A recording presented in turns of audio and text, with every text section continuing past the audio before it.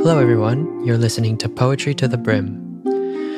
Today I'll be reading the poem The Danger Moments by the British-American poet Denise Levertov. This one is from her exquisite collection, Sands of the Well, published in 1996, the year before her death. I'll be leaving a link of Levertov herself reading the poem in the show notes section at the bottom of the episode transcript. For this episode, I highly recommend you have the poem text visible, since I'll be talking quite a bit about its form.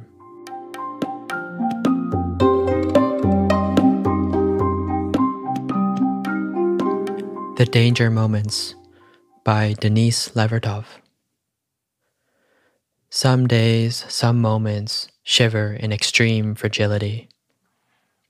A trembling brittleness of oak and iron, splinterings, glassy shatterings, threaten. Evaporations of granite. These are the danger moments. Different from fear of what we do, have done, may do. Different from apprehension of mortality, the closing cadence of lived phrases, a continuum. These are outside the pattern. You've heard the way infant and ancient sleepers stop sometimes between one breath and the next. You know the terror of watching them. It's like that. As if the world were a thought God was thinking and then not thinking. Divine attention turned away. Will breath and thought resume? They do, for now.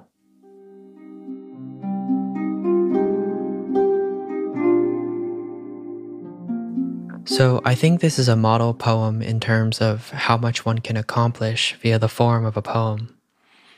As I mentioned in the intro, I'll mostly be discussing what I noticed about the form, and then end with a few words about what I gathered to be its meaning and significance. Before going into the poem's form, I wanted to quote Levertov from her book of prose called The Poet in the World, where she goes beyond the typical understanding of form. As you know, the number of lines and stanzas, the common formal types, sonnets, sestinas, and so on.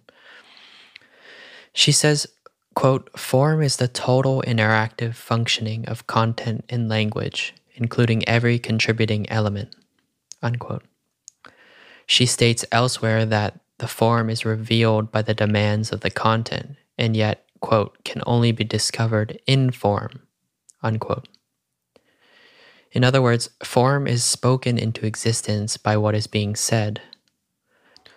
I really recommend that book, by the way, for both readers and writers of poetry.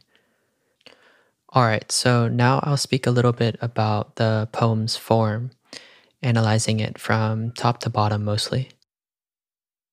In the first stanza, the first thing to notice is all the susurration, or those S sounds, those whisperings. Some days, some moments, brittleness, splinterings, glassy shatterings, evaporations, moments in the phrase, the danger moments. All these seemingly dangerous whispering sounds help to set the emotional tone of the poem. Then there is the enjambment after a trembling brittleness of oak and iron. In poetry, enjambment is where a line runs over into the next line without a comma or period stopping it.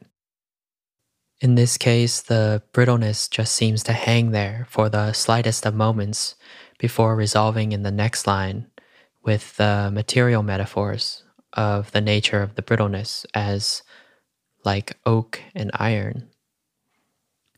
Splinterings, glassy shatterings is enjambed and then resolved into the single word line threaten.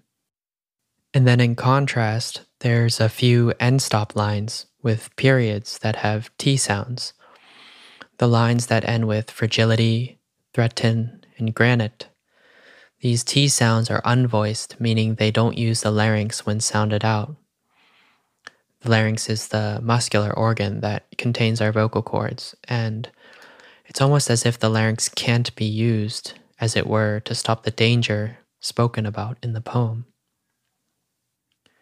Also, I like how the first stanza ends with what's essentially the thesis of the poem. These are the danger moments. This placement is kind of like we were taught in school, where the final sentence of the first paragraph of an essay or a paper should be the thesis. And then I love how the second stanza begins with the word different and continues to explain the thesis a bit more. In the second stanza, there's the alliteration in closing cadence, which enjambs into the next line that continues the alliteration with continuum.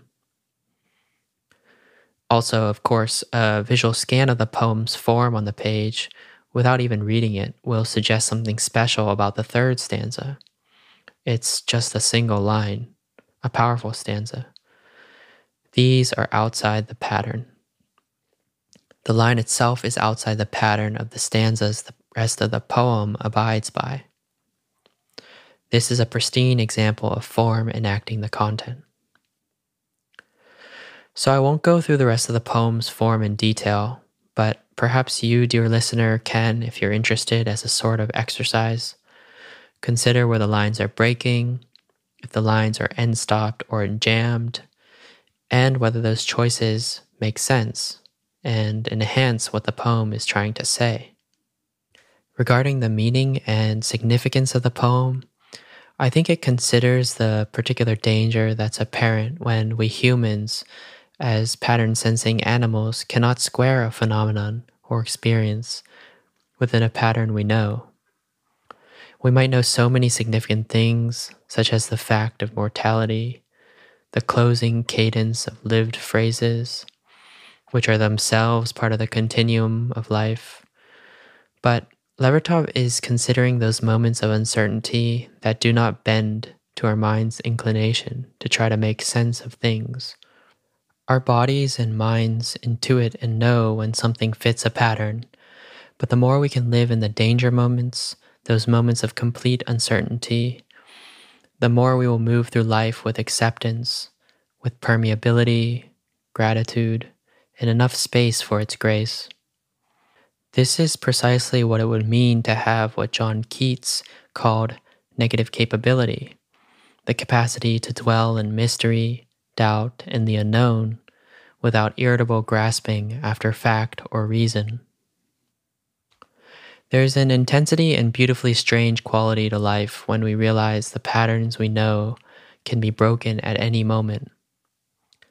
The poem leaves us with a ponderous question to contemplate. How will we live in the danger moments? I'd say that to live into those moments with negative capability and a sort of levity that seems tonally absent from the poem might be the answer.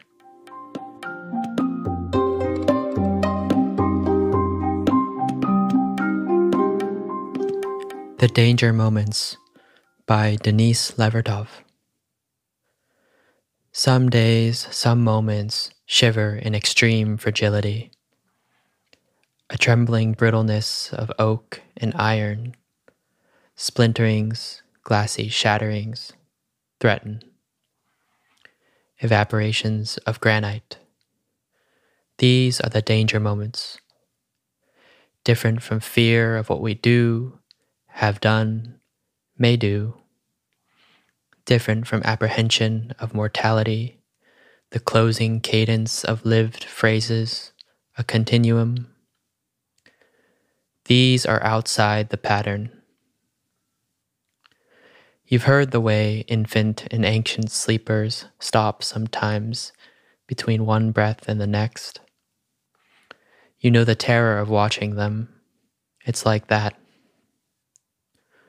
As if the world were a thought God was thinking and then not thinking. Divine attention turned away. Will breath and thought resume? They do, for now.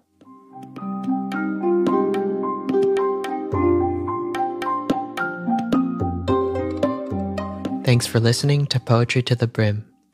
If you enjoyed the show, please share it with a friend or two who might also enjoy it. If you read the poem differently and would like to share your thoughts with me, or just have general suggestions about the show, I'd love to hear them. Feel free to message me on Twitter or Instagram at ACYANLIGHT, or email the show at poetrytothebrim@gmail.com. Also, you can find a full transcript of the episode on the website at podcast.poetrytothebrim.com. There you can also subscribe to stay up to date by email for when I release a new episode, as well as find ways to support the show. All right. Thanks again. Until next time.